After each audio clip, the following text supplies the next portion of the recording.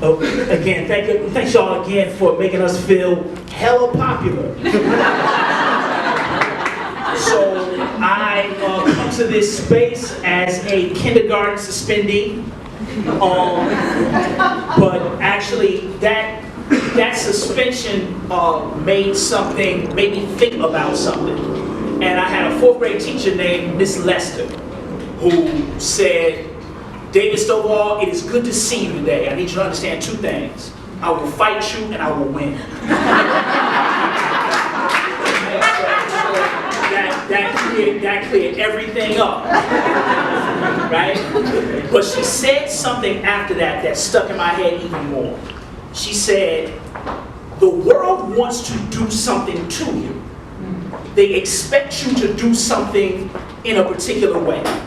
In this 4th grade classroom, we will prove them wrong. Right? So from that space was how I began to think about school, because everybody has had this thing, you all have had these experiences when you're in the schoolhouse and you know that something is not right. Right? So I always had that. So I think she cleared that up for me. Right? And then from that, I was always trying to figure it out in terms of trying to sift through the madness. But I think that's how I got to this space in terms of really thinking about, because I would say Miss Lester was much less concerned about school and more about education. Right? And she was very clear about those things. And she would tell me, like, this school thing, she would always say, what are you trying to do and how are you trying to do it? Right? So that thing around really kind of thinking about that and trying to be an educator who operates that way. I think that's how I've gotten to this moment. Oh. We just ask that you speak in the mic. We are live streaming from Facebook, y'all. Grassroots. Okay. Well, first and foremost, I'm Obasi and Zafir's mother, and they're in there with Miss Katrina, and I just want to give her a big ups because I'm grateful.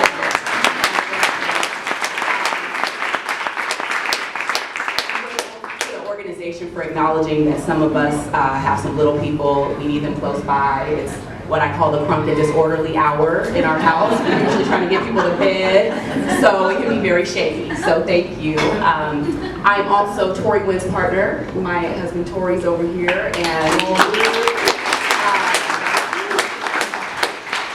all these things are, I can't do anything else unless the house is tight. So that's why I start with that. So we do work in the house together and we do work outside of the house. And so we just recently moved our operation back to California, where I have been away from where I grew up for about 15 years now. So one of the reasons why I'm here is because I don't want to come here and profess to recognize California as a California it was 15 years ago. I know it's changed. I know a lot of things have changed. I have an idyllic space in my mind. I know people are struggling in schools. I know teachers need and want support. And so I'm trying to get a lay of the land. So one of the reasons why I'm here with you guys today is to get a lay of the land. But I'm also here to lift up Dave's work. I'm about halfway through his book. And a lot of people don't know this about Dave, but he's incredibly humble. And when I was a grad student, this will relate to what you said. When I was a grad student presenting my work for the very first time, I was so nervous at one of our conferences, AERA, and there were like a bazillion people in the audience. And Dave was the very first person to speak, and we all knew him and revered him, and we were all Dave Stovall groupies. You guys know what I'm talking about, so don't act like you don't know. So we're some in the house tonight, y'all. We got some. Let's be real, it's okay. And so he got up to speak, and we were speaking. And from the audience, here he was, an assistant professor, and he got up and he validated our work. He told us no one was doing what we were doing, that we should keep doing it, that we should keep doing our work, that we shouldn't let people tell us how to do it. We should do it on our own terms. And those words stayed with me throughout my life and work. I'm also a teacher. I'm a teacher's teacher. I started as an elementary school teacher. I taught first grade, and then I went up to high school, 10th grade English. You're a first grade teacher now, right? But also high school. But also high school, and high school English teacher. And most recently, Torry and I are here back in California to work at the University of California, Davis. How many Davis folks are out there? Yay! I have some colleagues out there, and we're here to launch the Transformative Justice and Education Center, which is going to be a space, thank you.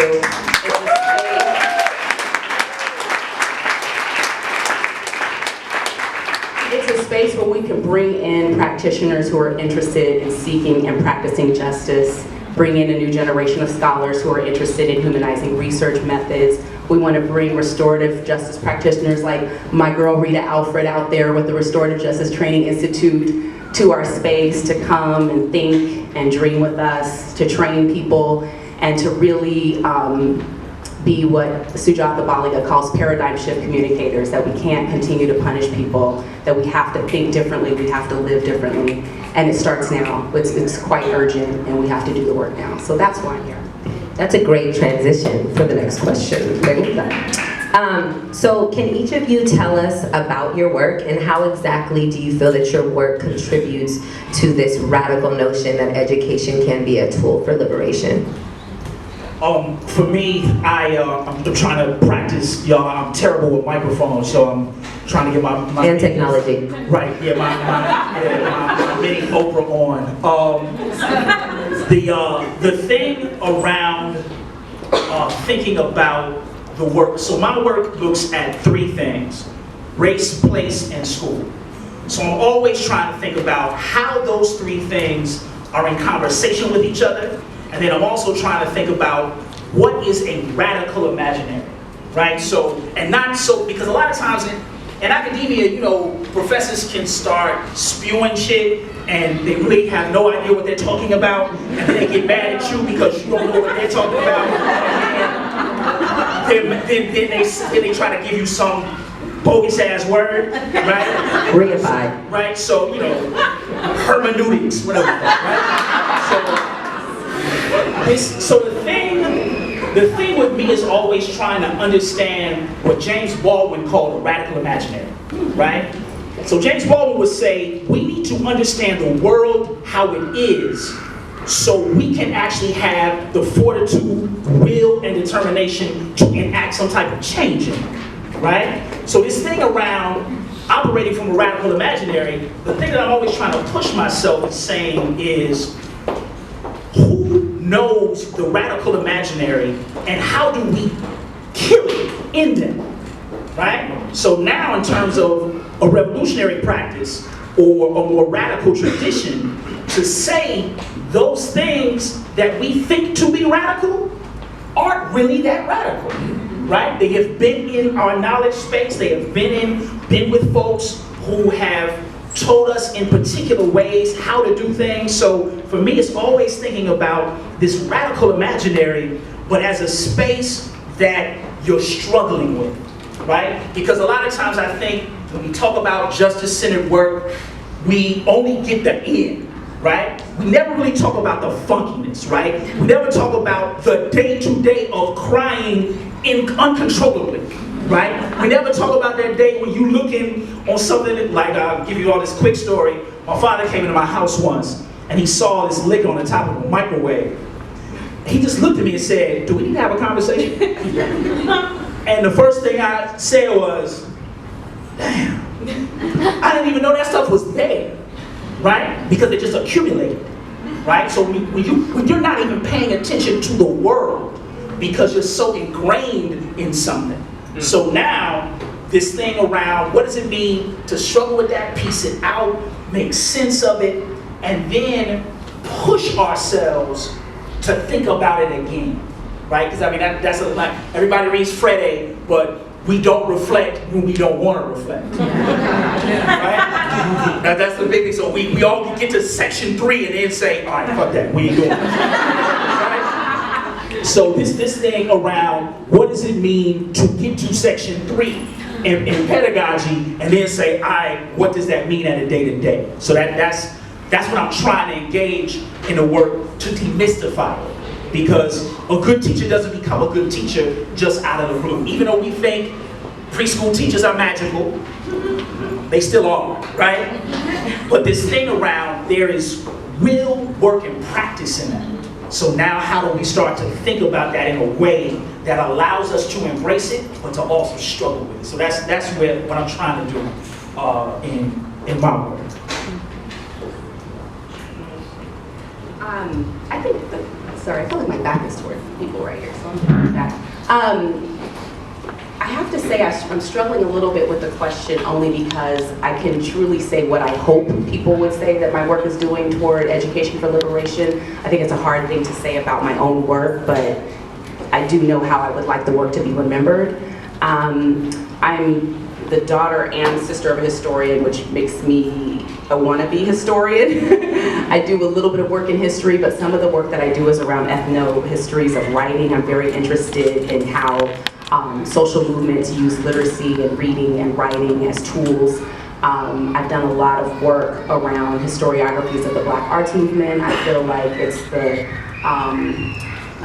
often dissed cousin of the civil rights movement, and I think that there are a lot of lessons in education and for educational researchers and for teachers and teacher educators and people who are creating schools. A lot of the blueprint has already been laid. So Black freedom schools, Black community schools have laid the foundation for these charter schools, for these alternative schools, for these things that we think are brand new, and they're not new. Right. And I wanted to go back and spend some time in the archives looking at the East organization out of Brooklyn, who had an amazing school called the Uhuru Sasa School. They also had a food co-op, they had a printing press, they had a performance space, and so really the space looked like this beautiful space, right?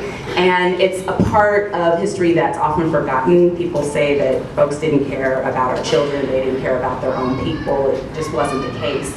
There were these kinds of efforts. And so one of the things that I tried to understand was the role of literacy and literate practices in those spaces.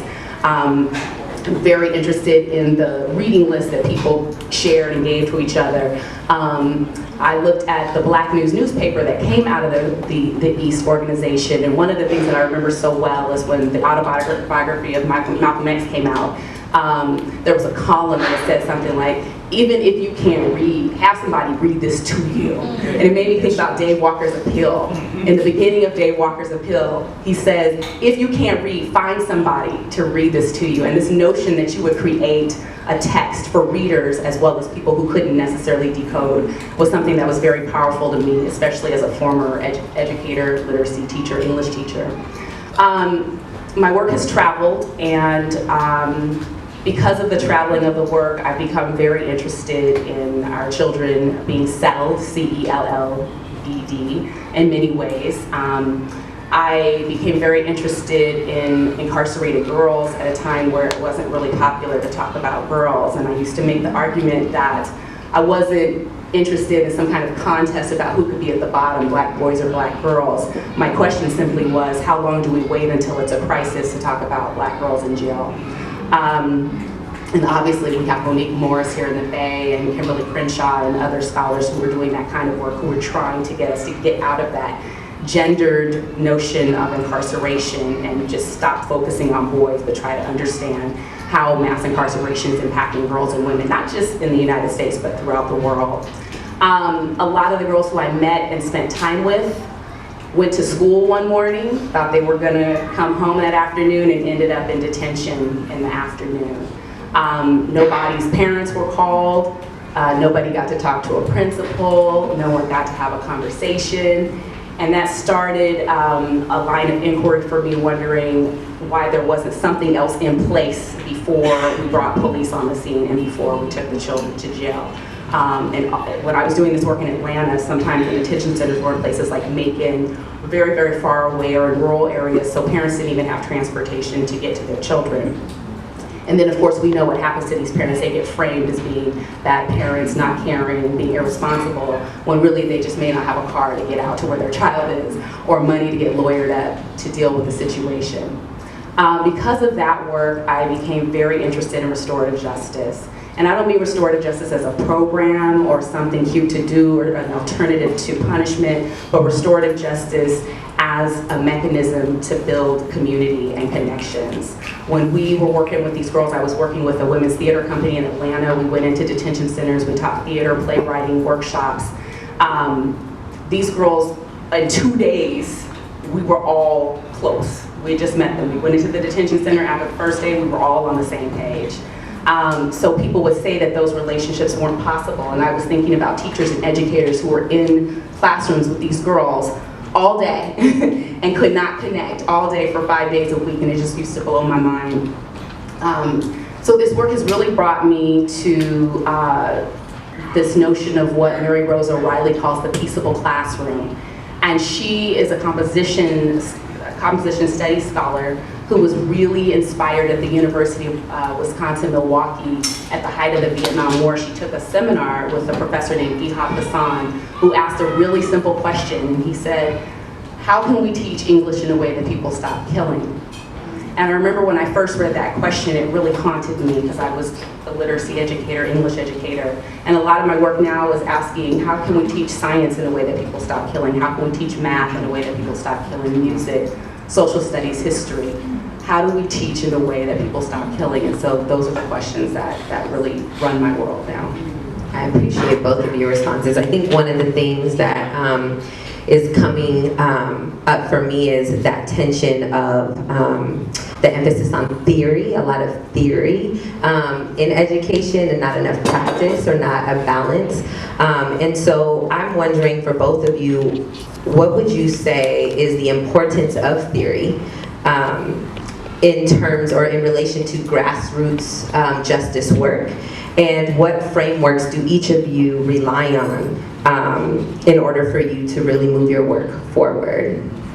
Well, for all the graduate students in the spot right now, if you have not had your fuck grad school moment, if you have not had your fuck grad school moment right now, I will question your humanity. Right? So we just gotta be real about that, right? That happened to me day 2. Right? You calling the homies, man, fuck this, man. Look, right now, somebody about to get their mouth box busted. Right? So this thing around being that explicit, right? Because Stuart, a lot of people read Stuart Hall, but I would encourage folks to watch Stuart Hall's interview about a month before he passed away. Sut Jolly sat down with him. And he said, if we relied on Marxism to change our realities, I guess we weren't doing a good job. I was like, right? And Stuart Hall's popped up as this Marxist dude, right? And these things like, Marxist theory is only as useful as to the extent that you use it to do something in real time, right? So this thing around any type of theoretical construct, the question I would always ask is, what does it mean in real time for the folks that you care about, right? Now, if you cannot explain hermeneutics, rando, what's some other rando words? Neoliberalism, the carceral state, right? If you cannot explain those terms to your grandmother, a third grader, or somebody you care about, you don't need to be talking about it. Right? So if we're clear on that, so for me, I was in grad school and I was reading this thing called critical race theory, right? And everybody was on CRT, like, oh yeah, you know CRT. And then I heard it and I was like, racism is real. No shit, okay, yeah, racism is real. What? Right? I was like, man, for real, I just came to grad school to hear this shit. But what really popped off for me was a guy who's at the University of Hawaii, Hilo, by the name of Eric Yamamoto. And Eric Yamamoto was never given his credit, right? Eric Yamamoto started a legal clinic for Black, Latino, and Southeast Asian garment workers in the fashion district in LA, right off of 4th Street. And when he started the legal clinic, he wrote a book about it called Interracial Justice, right? And what he said in it to me stuck out. He wrote it in a law review article first. So one love to Larry Parker for putting me onto this. So Eric Yamamoto says, we need to spend less time with abstract theory and more time on the ground engaging with people who are experiencing white supremacy, because at any moment it could be us. So I read this and I was like, oh shit, whoa, right? So I was like, look, so and now it was the armor, right? So when you're in grad school and somebody's talking and stuff, you know, for folks who first started grad school, people do this, and this is an ego thing, right? They in class, want to sound hella smart, and all they're doing is blah, blah, blah, blah, blah, blah. They're vomiting on themselves, right? And that thing, what does it mean to make this in simple talk? Crystal Laura, who's a renowned scholar and one of the most beautiful writers I have ever read, she says this thing. She says, Stovall, we miss the point around the beauty of plain and simple talk. Yes. Right? And this thing around, because people want to sound slick, you know, they read Fred Moten and Stephen Harney, and then they want to talk about fugitivity, right? And I'm like, well, our grandmothers were talking about fugitive space, right? So when we make those things make sense, the question I'm always asking the theory is, to what extent is it useful for the folks that you care about, right? And if we can actually engage it from that space, it's going to make more sense because we're grappling with it, right? We're wrestling with it, right? Because this thing around, so Eric Yamamoto talks about a critical race praxis, right? So praxis as action and reflection in the world in order to change it, right? So he was reading Freddie and kind of made this thing. And he talked about, we need to understand praxis in its material space, it's a reflective space. We need to understand it in a conceptual space.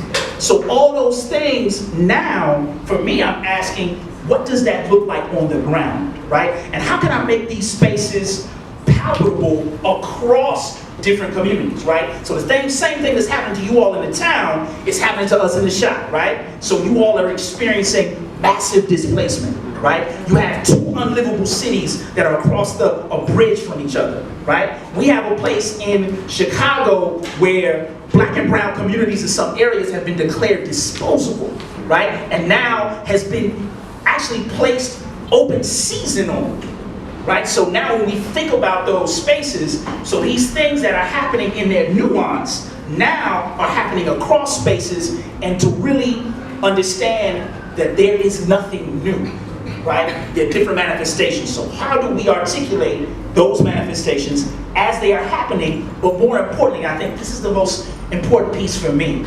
How are we mobilizing ourselves not only to out these particular practices, but what are we doing to confront them, and then also doing something different to change the reality, right? Which I would argue is the hardest work, right? So I mean, that to me is where this theoretical entry comes in, not to just sound slick, but to really think about what this means in real time, because folks are going through it, right, in terms of work on the ground. Thank you.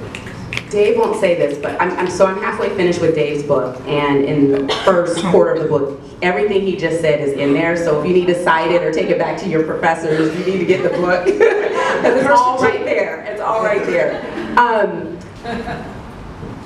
I got to see Sonia Sanchez open up at the National Council of Teachers of English when it was in Atlanta many, many years ago. And she was talking about when she was taking a poetry class with Sonia Sanchez, who wouldn't be hyped about that.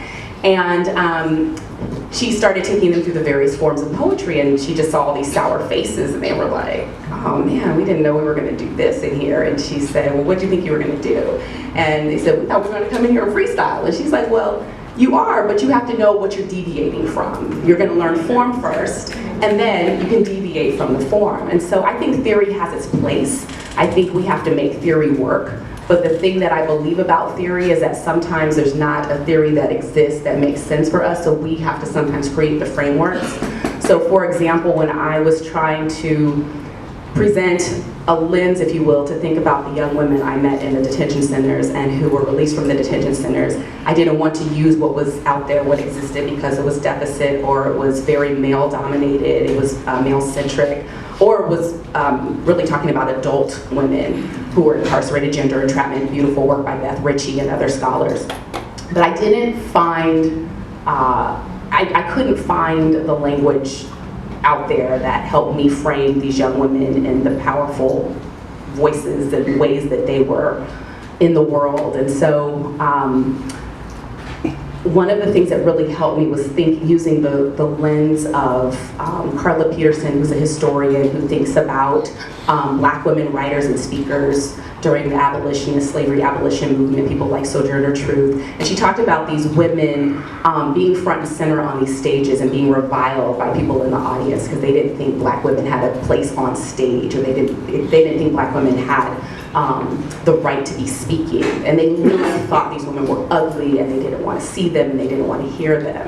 And so it was really interesting for me to sort of take that framework, that liminality framework that she used, betwixt and between liberated and incarcerated or enslaved lives, and try to use that lens to think about what these girls were experiencing as they were performing their plays, these plays that they wrote about their lived experiences leading them to incarceration. So I think that theory can help us introduce or reintroduce paradigms and people and spaces that people don't really understand. I think that's a wonderful way, a beautiful way to make theory work.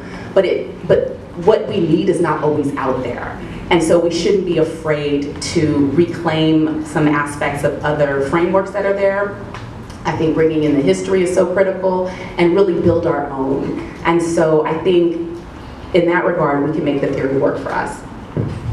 Thank you. I just want to give a side note that when we were doing the conference call to organize this session, it was back to school night for me, and I had a full day of teaching plus back to school night. I'm on the phone and they're like, so what kind of questions should we ask? I was selfish, so I said, well, let me pull over right quick because I got a whole list. I was really thinking about what are some things that I'm struggling with, so I just want to say that. I hope it resonates with you all, but one of the questions that I'm struggling with right now, especially in relation to this work, is that a lot of the times we can be in organizing spaces, we can be in social justice spaces, schools, and a lot of the times toxic masculinity shows up, patriarchy shows up, and I'm talking about from some of our beloved brothers that can quote you some bell hooks, who understand feminism, can tell you what page to find what. Okay, anyway, so the point that I'm trying to get at is, how does toxic masculinity and patriarchy show up in your work, and what are you all doing to challenge it? And thank you for that question, because years ago I used to host a poetry set, and we used to call it Poetry for Uchi. Uchi, right? And it was all these dudes who would come up and hella slick, be like, girl, you got the whole situation. Like, the light came down, and then I decided I'm gonna be a poet, right? I mean, the whole piece, the worst version of Love Jones you could ever imagine. So, but this thing around thinking about the toxicity of masculinity, and one of my grad students challenged me on it. She said, our masculinities often are toxic because they are so fragile, right? And this thing around what does it mean to grow up in a space where the only show of emotion is toxic and centered in harm, right? So now, when we think about it in that way, and I think this happens in our justice-centered work, where we give folks a pass. And when we give folks that pass, we do a couple of things. We guarantee it's going to happen again. So now when we talk about that type of guarantee, what do we do to get in the front? And I say this because I struggle with this, because I know running my own mouth can take up unwarranted, unnecessary space, right? But I also have to be clear around what is the lesson put forward around this masculinity. And I thought about this today, and this is for the first time I thought about it way up in the mountains today, and I said it out loud, and to talk about how masculinity can become toxic, here's an example for you all. I've been working with young people since 1991. Except for the people who have died by gun violence, every last person who has passed away doing justice work have been cisgendered women. I said that aloud to myself today, right? I looked out and I actually named them, right? They have all passed away from what physicians would call stress-related illnesses, right? Severe, aggressive forms of breast cancer, ovarian cancer, heart disease. And these were the folks who were in the forefront of the work, right? Working with young folks, doing all the stuff at the day-to-day, doing the stuff when nobody else would, or doing the stuff when people would expect them to do it, right? In terms of thinking about our gendered understandings of it. So now, those men, and one of them right now is suffering from a severe form of breast cancer, who has made a decision now to stop her medication, right? And what she says about it, I think, is the most horrible. She was like, I know people may think that I'm young, but it's time for me to rest. You know, what do you say? What do you say in those spaces, right? And it shows up, I would argue, it shows up every time in our work, right? We don't recognize it, right? It shows up every time we don't recognize those legacies, right? And I think for me, it plays itself out, and this is always a litmus, right? The person that you see, and this is kind of this going back to toxic masculinity, the person that you see yapping the most is not the one that's doing the work, right? And organizers always talk about this. There's a saying in the organized community that you always tell an organizer in the room by who talks the least, right? So who's talking the least, right? But then when you actually turn your head and pay attention, you'll see them doing all the things that make what you're trying to do work, right? A lot of folks, in a classic example I always think about, Manning Marable passed away 2 years ago, but nobody knows the story of Leith Mullins. Please look up who Leith Mullins is and see what type of work she's done over the years. It is amazing, right? And she was Manning Marable's partner, right? So now, how do we start to think about that in real ways? And to your point, Farima, I think, and this is the most important for me, is how do I struggle through that, right? Because another way I think of solving it is to also engage in toxicity. What the fuck you mean, man? For real? Oh, it's like that? We had to think about that for those words to come out. So natural. Right? And now, in what we think to be in defense of folks, now only breeds more toxicity. And I think that's the heaviest for me in terms of grappling with that and wrestling with that, but not just making the lesson in history, but also making the lesson in the lived reality, right? Where we struggle the most. And for me, again, I think it's encapsulated in me articulating that out loud today in terms of those multitudes of women, right, who have passed away, who have transitioned, who were in the forefront of the work, whose names we will never say, right? So I say Kenosha Williams, I say Marilyn Garman, I say Amina Green, because these were the folks who raised me in this work, but now whose voices we will not hear in this plan. Right?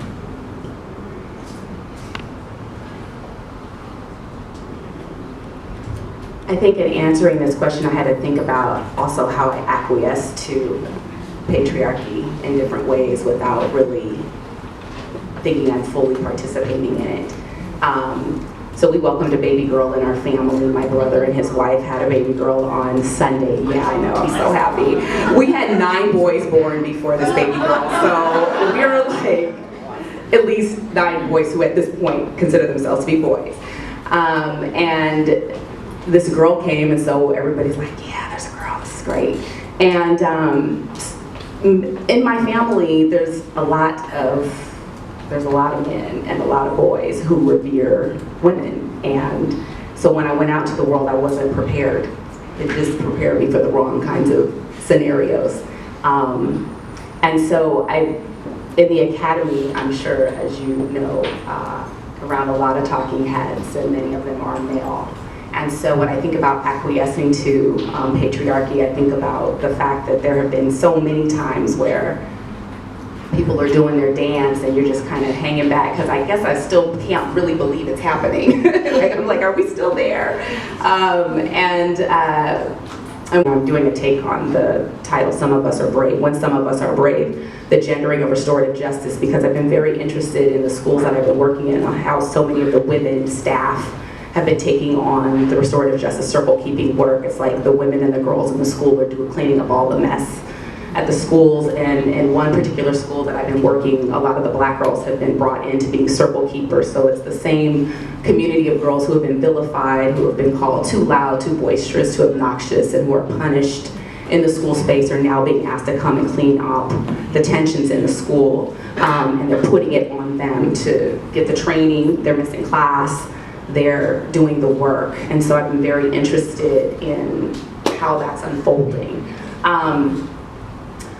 I also thought about this time when you pulled over to ask us these questions.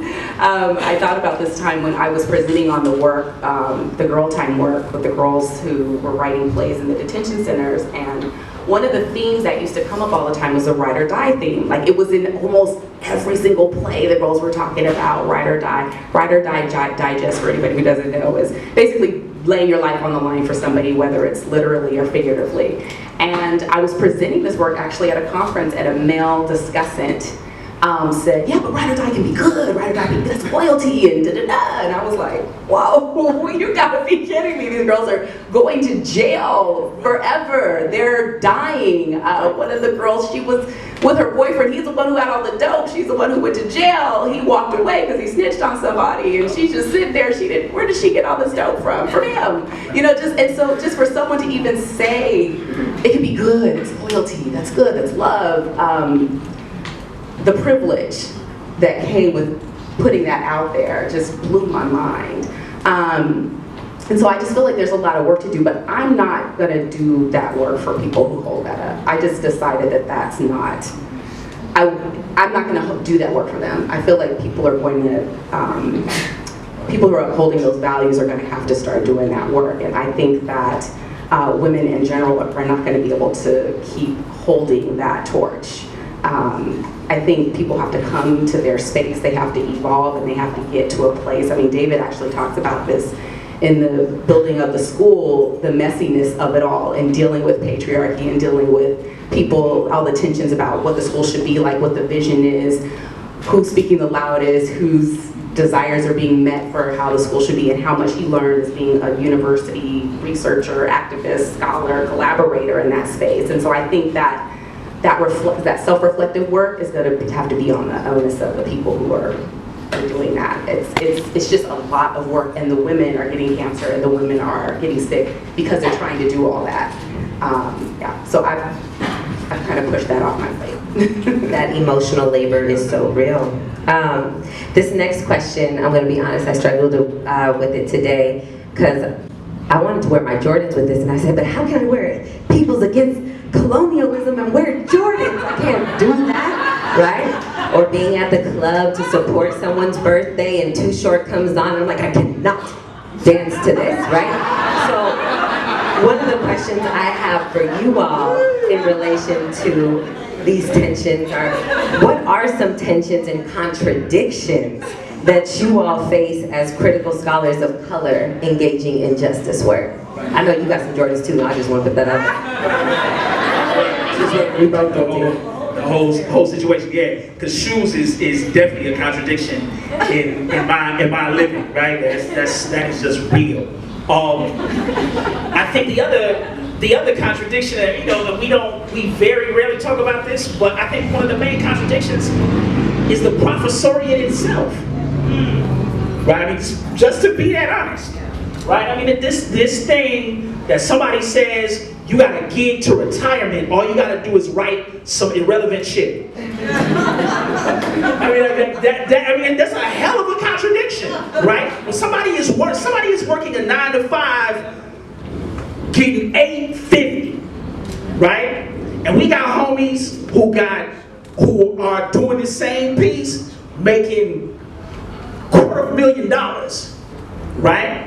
So this thing around really wrestling with that, but I think on the ground level, so in working to create a school, so for folks who are unfamiliar, Born Out of Struggle is a book about a group of folks who decided to create a school, and then a group of folks that they called to work with them, and then the responsibility of them working with the people who actually engaged in a 19-day hunger strike to create a school. So this thing around, one of the initial contradictions is wrestling with not speaking for people, right? So I always cringe when people say, I'm a voice for the voiceless. What do you mean, man? I mean, like that's problematic, right? In fact, that's part of the larger colonial project, right? So this thing around really being more, I'm empowering folks. Says who? Right? We've never asked the people who supposedly were empowered, do they feel empowered? Just you got a program that got empowerment in it. Right? So this thing around being clear about that, and I think some of the contradictions is, and classroom space, right? Julio Garcia, who teaches at June Jordan School, always says this, and I love this when he says it. He always like, man, look, you can have Shay, Harriet, Gloria Anzaldúa in class, and you can suck. Right? That shit could be terrible. Right? So I think one of the things in terms of wrestling with a contradiction is really when you think that social justice lesson is cracking, and then you think it's popping, right? You want to stand up and like pose, right? That was the freshest. That shit was fresh, right? And then your students say, "The hell was you just talking about?" What is you doing right now? Right? But that thing around understanding that contradiction in real time, right? So we may think we're doing something, right? That is not the case, right? And we are reminded pretty quickly that it is not the case, right? So this thing around, we thought that we was gonna do it big, we thought in the schoolhouse that we were gonna have we thought the mascot was gonna be the macheteros, right? That it was gonna be two hands clasped together with a machete in it, and it was gonna be like bleeding, right? And the blood was like gonna go on a basketball court. And then we thought in the high school that we was gonna have like the Ho Chi Minh Trail, right? And then we was gonna have blood, justice, freedom on the wall, and like KKK person in the KKK hood being chased with somebody with a shotgun. Like we thought this school, we thought it was cracking, right? And then one of the homies walks into the room and says, "Y'all do remember that this is Chicago public schools." Right? And we was like, we was in 3rd grade. Oh, this the coldest, right? We throwing paper, like looking like started from the bottom video. I just can't right now. Look, and my guy was like, look, none of that is happening, bro. Right? But I think those contradictions, and then just one last one in terms of how we wrestle with ourselves in terms of who says that we're an expert. Right? Who says that we're an expert when folks are going through what Maisha just mentioned? Folks getting 40 years for possession. Right? Who says that we're an expert on that condition? Now, we just read a lot about it. We're not necessarily an expert. Right? So this thing around expertise is located often in experience. Yeah. Right? So now, when we suspend that expertise and begin to talk about it humbly and say, let me enter a contradiction in this space. And if I'm going to be humble enough to engage this, let me at least be sure that I'm checking in with the folks who are the experts. And then suspend it again. What does it mean to write with those folks who are the experts? Right? So I wrote a piece, and the journal hated me for it, but we had 28 lead authors. Right? And they were like, what is this? Right? I was like, this is what it is, right? But this thing around thinking about that and being willing to suspend it in that time of contradictions. In agreement with Dave, I think class is a big issue. I think Erica Miners, who some of you guys know, she's a professor at Northeastern Illinois, but also in critical resistance and a very loud and proud prison abolitionist.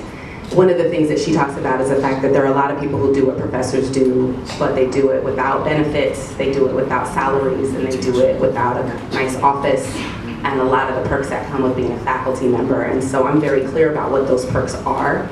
I'm very clear that to me the university is a space that extends beyond the campus. I benefited growing up near a university. That's where I first saw Nikki Giovanni. That's where I first saw, Sweet Honey in the Rock. These things were on campus, but we could be there. We weren't on the campus. I wasn't a student on the campus yet. But the campus was accessible to us for these kinds of events. UC Davis used to have Black Family Day. It was the most extraordinary. Oh my God, okay, it was so extraordinary. I can't even believe it. Like, I grew up going to that. And so it made the campus belong to all of us. And when that went away, it was devastating. So I think those of us who are at the university have a responsibility to figure out ways to create spaces and utilize those resources and make sure that they extend beyond the university. The other thing that I think about are, well, two things, the help factor and the hope factor. I think one of the tensions too, and this goes back to patriarchy, is for women of color in the academy needing to resist being the help, with no disrespect to the help, because my grandmother was the help, so that I might be sitting here. But a lot of the problem solving and troubleshooting will often fall on the laps of women, and especially women of color. I kind of think about it as an Oprah situation. Like, people want to sit on your couch, they want to tell you all their problems, they want to lay it out, and then you're carrying all that stuff. And that's one of the tensions that I'm facing constantly. And I've now been in institutions all over the country, so it's everywhere. And then there's a hope factor. John Hope Franklin was one of my father's heroes. My father, as I said, was a historian. Well, first of all, I have to tell you a story my dad told me about when he grew up in New York. And he got out there, he considered himself an activist scholar. There were some Haitian brothers and sisters who were doing a lot of agricultural work. And he and his classmates decided they were going to go and they were going to disrupt these low wages that these men were getting for their work. And they went out there and they organized themselves and they got all into people's face, who were overseeing this whole operation. And then the gentlemen, the workers, said, "Can we talk to you for a minute?" They said, "We actually wish we could be in school like you guys. We are working here so that our kids could go to school. And we kind of don't even really need you to do this because we need these jobs." And so my dad and his friends were just so devastated because they went there with this mission. They thought they were really doing something. They rolled up their sleeves. They thought this was what it was about. Why should we be sitting in class getting this PhD? This is so abstract, blah, blah, blah. And they get out there and these men said, "I wish I could be doing what you're doing. I wish somebody gave me some time to read, to write, to think, to reflect. I have a lot of ideas and I'd love to be able to share them." And so he said they went to the beach and they just laid there. They were like, their full clothes, just laying on the sand, just looking at the sky, like, what are we doing? And I really love that story, and I share that story with my grad students all the time because it goes back to the class issue. I think I get a lot of incredible students who are accustomed to being out doing the work, rolling up their sleeves, working, and it feels absolutely luxurious to be able to read, write, think, and do some of the work of grad school. And the reality is, I wish everyone had that time. When I first had a sabbatical and had time off to think, I was crying the whole time because no woman in my family had a sabbatical. You know, they were raising kids and going to work and doing, I don't even know, like when I think about all the things that my mother was doing, and then when I start feeling sorry for myself, I realize I have no right. You know, she didn't have sabbatical, she didn't have a semester to think and get her thoughts in order and write and reflect. She had a lot of ideas. So I just think that we have to be very cognizant of the fact that there are privileges that we have and that we've got to figure out how to extend those resources in ways that are organic and make sense. And like Dave said, not in a way that we're trying to empower someone or be the voice of someone, or even go out like my dad did and decide that this is what somebody needs. But sitting back and letting people let you know what they need. Thank you. Y'all are dropping some lugs tonight. I appreciate it so much. Yeah.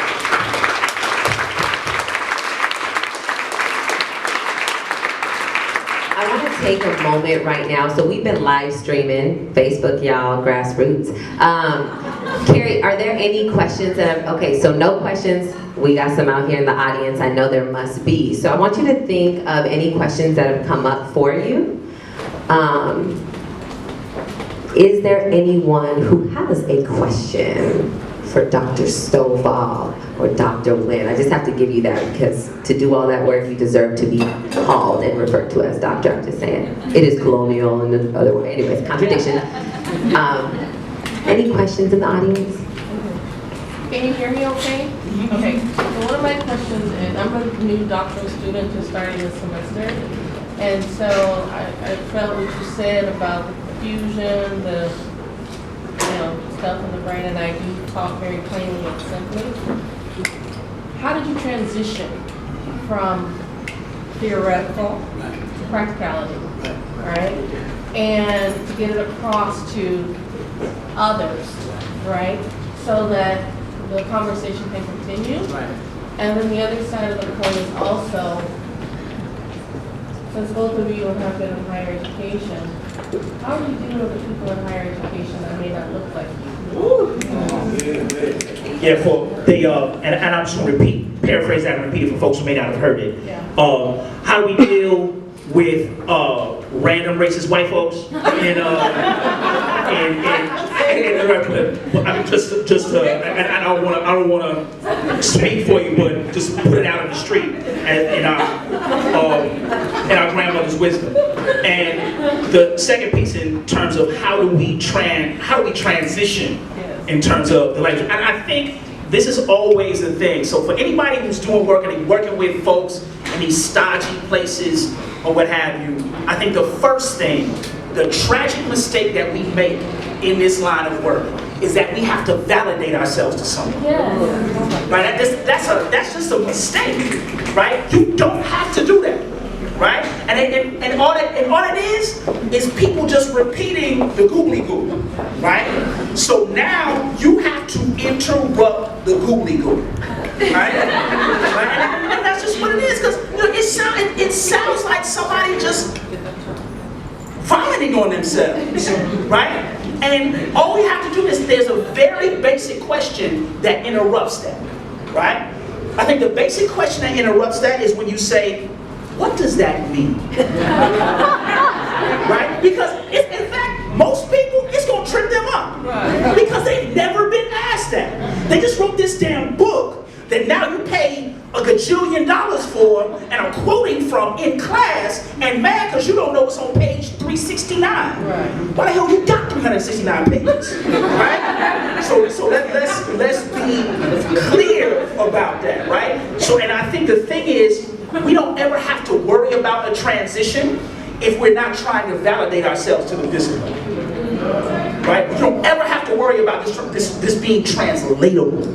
Right? So the thing is, and this is kind of the work of people who always talk about the responsibility of a grounded or engaged or an activist scholarship, you always want to be in concert with the folks who want to keep you honest in this. right? So I teach high school seniors during 5th period, right before lunch, right? So shit better be right in that class, right? So this thing around being clear around what the articulation is there, right? Because I need to be able to understand what it is that they're saying. I need to be understanding what the racist rando white folks are saying in the academy, and I need to make it make sense for the folks that I care about, because we are all experiencing white supremacy, right? If we are clear about that, right? And another thing for folks who are in this same type of situation, use this moment to develop clarity around what it is that you do, so you are never doing anyone's work for them, right? So this thing, so just being clear. So when they ask you, is this the blah, blah, blah, blah, blah, blah? Hell no. Right? And you can say it with that type of conviction. Right? In fact, you can even put a little end on it. Hell no, what you thought. Right? And that thing is, I'm not worried about, and I don't think we have to be worried about being invited to those spaces. Right? What we're trying to do is actually engage this justice condition, right? By the people, as determined by the people who have experienced the injustice, right? And if we are centered in that work, the rest of it takes care of itself, right? Because we have engaged in a project. The Justice Project right now as a grad student is clarity, right? The other Justice Project is to recognize the random racist white supremacist system that it is, right? And don't worry about fudging relationships. Call it what it is. And they say something and laugh, right? You say, look, well, I really understand that. I really understand that statement as deeply connected to the larger project of white supremacy. Right? And then they go, oh my God, I'm not a racist. I'm not a racist. Right? You don't have to worry about that. And now they will never engage you in a conversation ever again. So, good, right? But that thing about around clarity.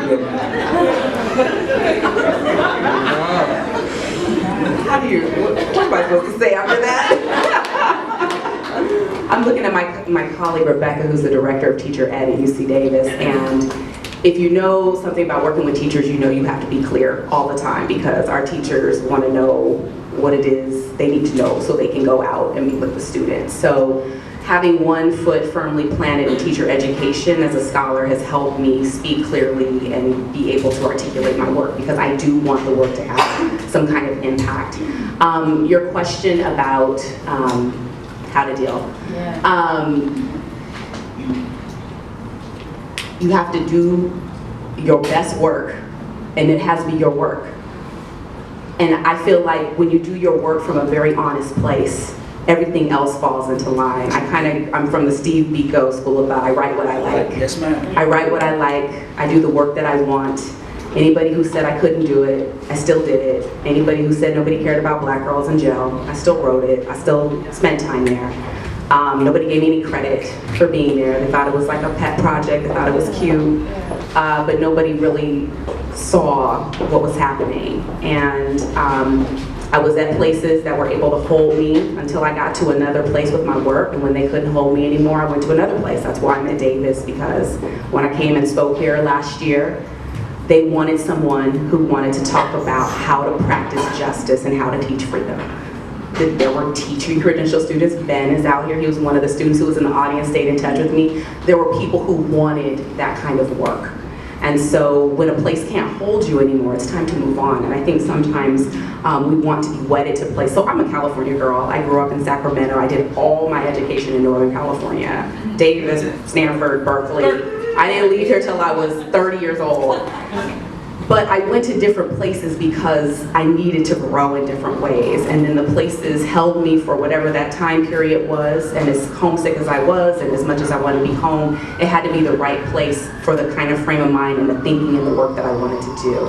And I think sometimes you can't be afraid to kind of venture out if there's a better place for you to do your work. And then maybe come back home, or maybe not. But I think that sometimes your work, the gig is up at certain places. Like, you've kind of hit your capacity there, and the people there may or may not hear you, and maybe it's time to move on. Thank you both. Do we have any other questions in the audience? Yes. You can loud, please. Thank you very much for coming. I'm just curious, what do y'all think about charter schools? Like, what's kind of Ooh, what's that?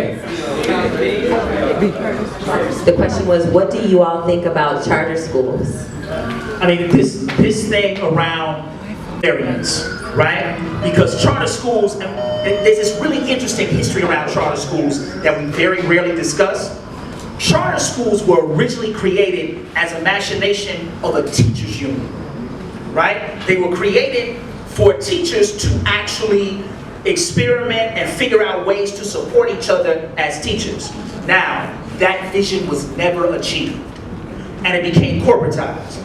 And now when it became corporatized, states now see this as a cheaper way to provide education. Now, I like to quote the big homie, Bill Ayers. We need to understand this as the new sharecropping, right? So we need to understand what debt peonage systems are, right? So now, when debt peonage operated, where you farmed a particular set of land for a particular fee that you were always indebted to, I see the same thing with charters. There is a broad-based coalition of people who profess that they're saving black and brown lives, right? And it is the most missionary, colonial, condescending, paternalistic shit that you have ever experienced, right? But there's a contradiction in it, right? The contradiction is, we know some teachers in that space who get out, right? Some teachers in that space who really know what they're doing, but who are in a fucked up situation, right? And I think we very rarely discuss that contradiction, but I think we can't run from it, right? We have to be very honest about that. So individual charters that are doing certain work in particular ways are one thing. But when you have these broad-based charter management organizations, I would argue that those spaces have nothing to do with education. Nothing, right? All they're trying to do is set up a tax write-off for somebody who gave them a bunch of money right back to the debt peonage system, and get into a space where they now, so in Chicago, this thing has gotten crazy. There's a network of charter schools called the Noble Network. They sell their branding names to companies, right? So that company brands themselves and actually uses that name as a part of the school. So Chicago Bulls has a charter school. TWR Trading has a school, right? Bruce Rauner, the bullshit billionaire governor in Illinois, has a school, right? And these are all branding exercises. And the question becomes, what happens in those spaces? And this is what we see over the years. So now that we have 15 years of charter school data, what we've seen is charter schools have almost suspended as many folks as they graduated. Right? Expel as many folks as they graduate, right? So this thing, and they don't call it expulsion, right? They give you this grand corporate speak, right? They didn't meet the needs and conditions set forward because you signed a contract that said if you got 2 consecutive Fs, you get kicked out, right? With no disciplinary problems, and call it a non-disciplinary dismissal. Right? So this thing, and one last contradiction, because I think this is a thing that we often don't see in cities. And cities are getting crushed with this. If they will not allow you to create a public school, the only option they will provide for you to create a new school is a charter. Right? And that really becomes important because I think this is where a lot of folks get pressed up. Right? Because the only option to provide a new school is through that charter mechanism. So there's a lot of contradictions in that variance, but I think those spaces that are part of this larger colonial project, we have to name them, right? Because they're calling this thing success, and all it is black and brown, random, white people. Right? That's what they're trying to create, right? We want you to hate your mama, we want you to not speak Spanish, We want you to pull your bootstraps up. Fuck along, but you ain't even had boots. Right? So this thing around really being clear about that, because in that contradiction, we need to be very clear about how that variance operates, right? Because for some of our young folks, it is a tragic end, right? And we have to be clear about that. And we get pressed up politically. We get pressed up with this, right? Last example: urban prep in Chicago. We've all seen all the stuff around urban prep. I mean, you look like an asshole saying, "What's wrong with you? You graduating black babies and sending them to college." Right? You look dumb, right? But what we can say is, look, you started with 250 of them. You graduated 150. What happened to that other 100? Right? And those are the questions that we can't run from and that we have to ask, right? Because we know what happens to that other 100. Yes. I continue to be frustrated because I'm an early childhood educator. And so I continue to be frustrated. I'm an early childhood educator. And tomorrow I'm going to a conference for early childhood educators. And we know what's happening tomorrow. So how do I get my colleagues to understand this, that they need to be here in the social justice space? How? There's a quick one. We used to call it the kidnapping steal. Right? Just get 3 of the homies. We ain't going to that. But we gonna go. Come with me, be quiet.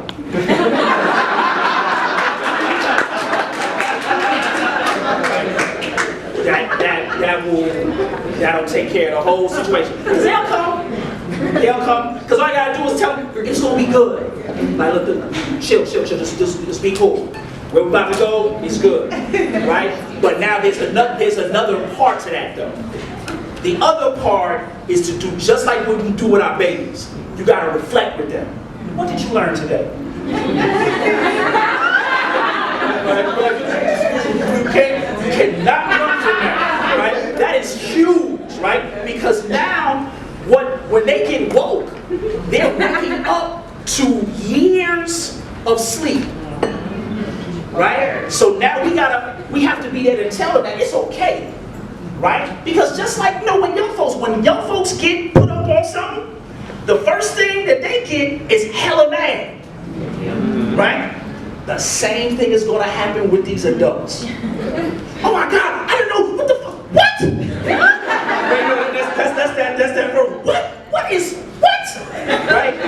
So now we have to be there for when that happens, right? Take them out to dinner, give them something to eat. Just do it right? Don't pour no liquor, right? Just give them something to eat, right? And then have that conversation. What did you see today, right?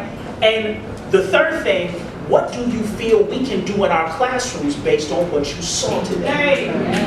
Right? And because what this is introducing us to more work, right? But a very different type of work, right? And they gonna come. They'll just come. All you need is 2 of them, right?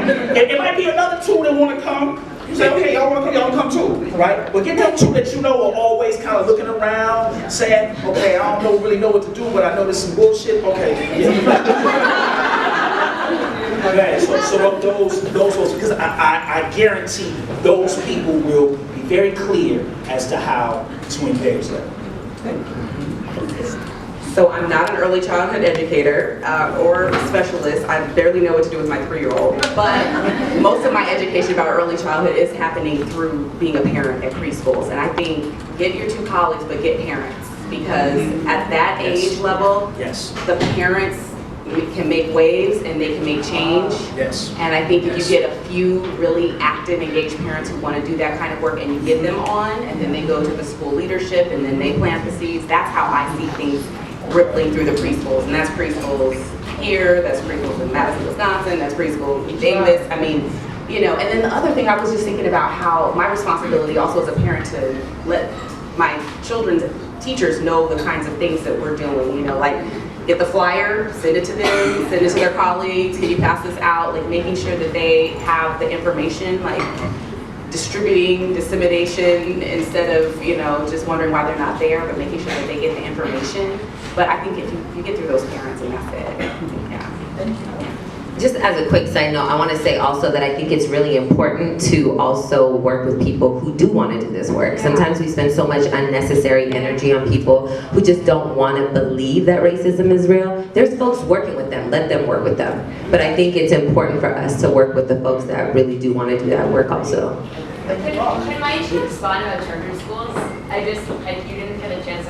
No, I did. I just wait because everything Dave said, but also there's a really amazing scholar at the University of Arizona Tucson named Kevin Henry, who's doing all of this work around charter schools in New Orleans, where he's actually from and where he's done this work. And so I would just urge you to look at some of the work that Kevin's doing, but I didn't have anything to add, so that's why I couldn't respond. So I'm wondering what you all think about, what advice you give, as I look, this is a very multiracial crowd, and in doing this work, what it means for us to cross race, and when I say cross race, I don't mean teachers of color and white folks, I mean cross race, all the different races and multiracial folks that we represent, because sometimes we get into that dichotomy. So what's been your experience and what advice would you give for us doing this work, honoring the racialized spaces that we are coming from that may not be the same for all of us? I always think about it in a very basic question, and this goes back to Yamamoto, but actually I would actually call Toni Morrison on this, where she edited a volume called Racing Justice, Racing Gender and Engendering Justice. Raising justice and gender and power. Thank you, Shayla Delgado, good looking out. And what she talks about there, and I think this is because, again, grad school funky word, intersectionality, right? We're in intersectional spaces. But Yamamoto and Morrison challenge us on this. They say, how do we participate or refute in the larger project of white supremacy? Right? And that's for everybody to answer. How do we approve or refute? And based on those two answers, what is the work moving forward? Recognizing our own complicitness in it. Right? Because in order for white supremacy to work, you got to have oppressed people who actually believe it. Right? So this, I mean, that's what this electoral moment is about. Right? So I think this becomes important around having folks really grapple with that at a number of different levels. Now, another grad school funky random word that people use now, people talk about contact zones. Right? And in the contact zone is this space where you recognize what's happening, but the other part of the contact zone is to say, all right, what does it mean for the work of members of these particular groups to do?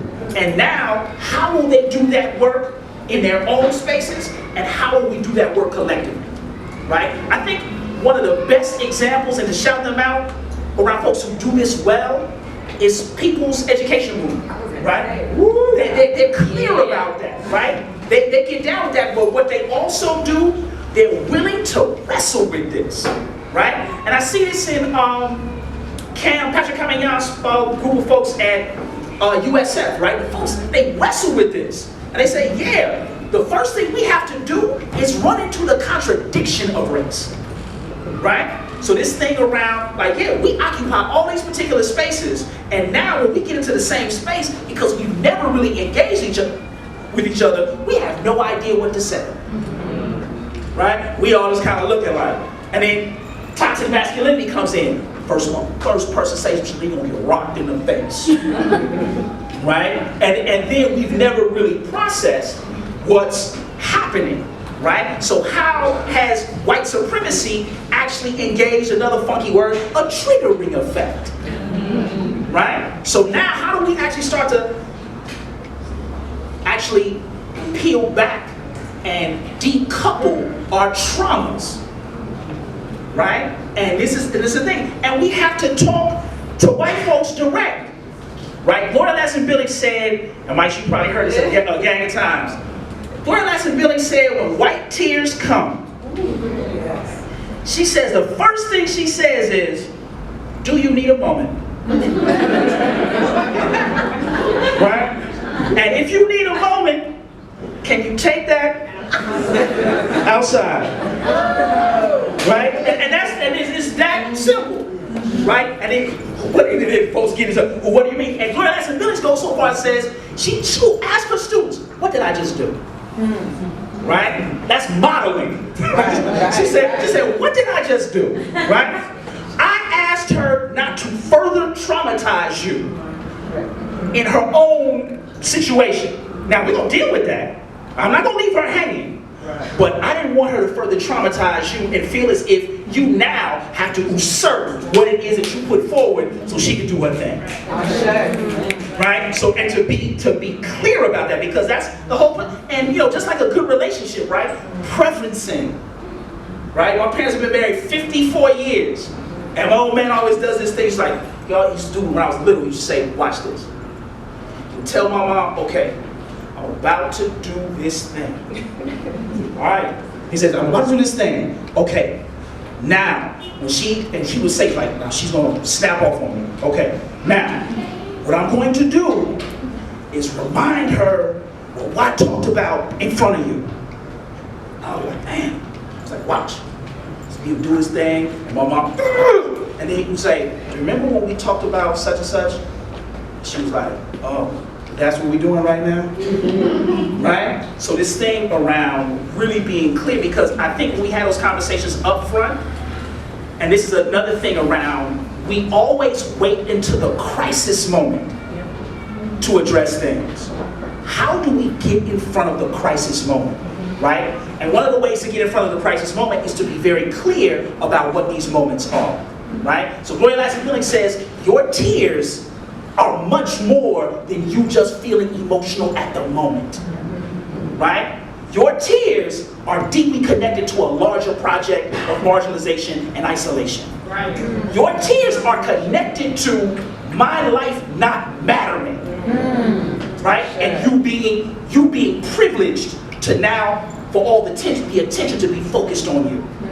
We will not do that here, right? And to be that clear, right? It's funky, but it's quick, right? And when she does it, everybody goes, oh, okay, right? It's just like that little one, right? They holding it now, right? Because she's cleared that up.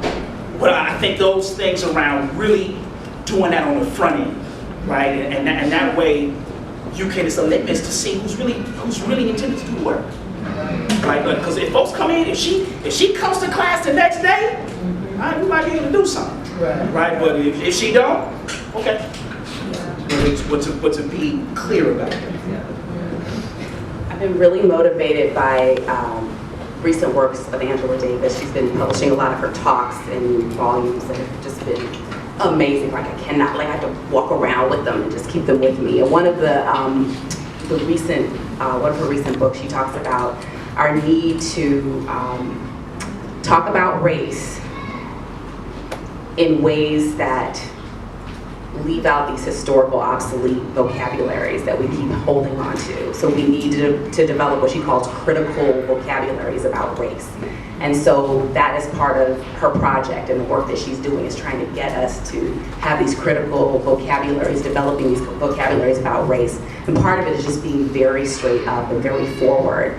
I'm teaching this class called Diversity in the K-12 Classroom for all the secondary ed students who are math, science, social studies. So I have 100 students. And so the whole class is organized around mass incarceration and the criminalization of Black and brown children. And I said, we can talk about all the issues actually through these lenses. These are the pressing issues. If we're not talking about this, we can't even advance to the next step.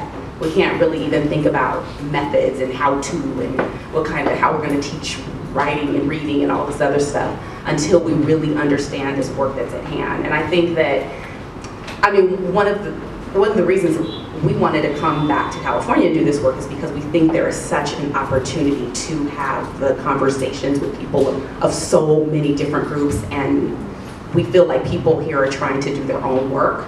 So I want to borrow a little fancy scholarly language from our colleague Chris Gutierrez at Berkeley, where she talks about the need for us to historicize our own lives. She talks about historicizing the lives of young people, but also we need to historicize our own lives and get out of this idea that some of us have some typical or normal narratives or stories.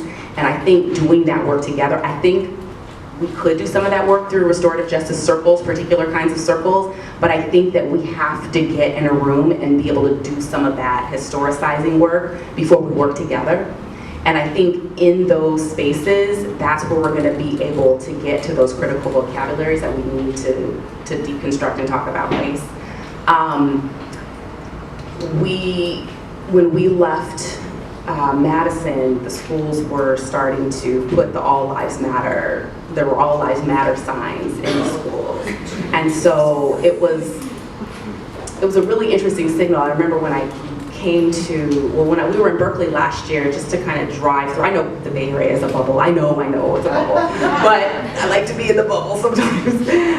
You're driving around, people's businesses have Black Lives Matter signs, and I was on campus on Davis, and there's Black Lives Matter signs on some of the campus buildings, and it hit me when I was headed back to Madison that I would not ever expect to see a Black Lives Matter sign anywhere. Like, it would be very, very odd.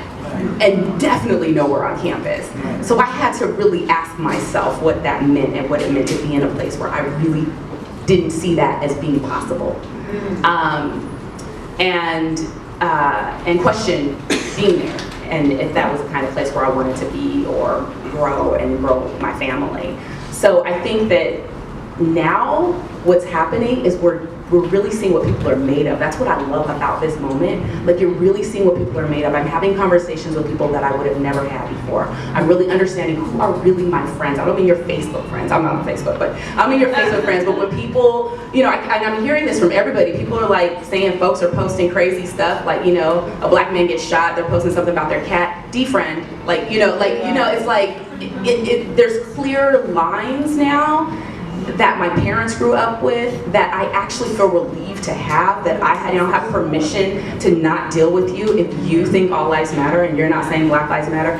Oh, that's great. I don't need to be your friend. I don't have to be your friend. And so just having the permission to be very clear right now, I think is a tiny gift in this time of a lot of upheaval. It's like either you get this thing or you don't get this thing. It's really clear. And so the people who are getting this thing are the people who I want to work with.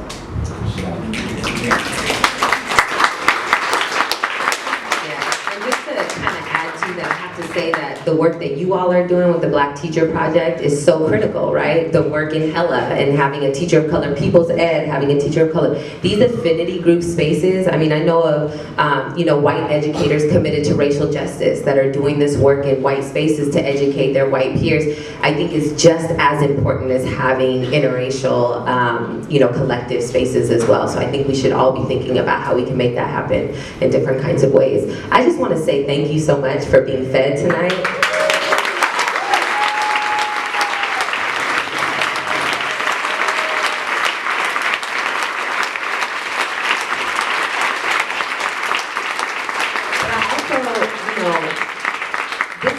Friday, y'all. It is a Friday night. To look around from this particular view from where I'm sitting, I want to say thank you to each and every person in this room that is committed to racial and social justice. Thank you for taking your Friday night to be with us in community and in love. Because it's through this collectivism that the work takes off. Because without collectivism, we can't do this on our own. So I just appreciate the energy and the love in this space tonight.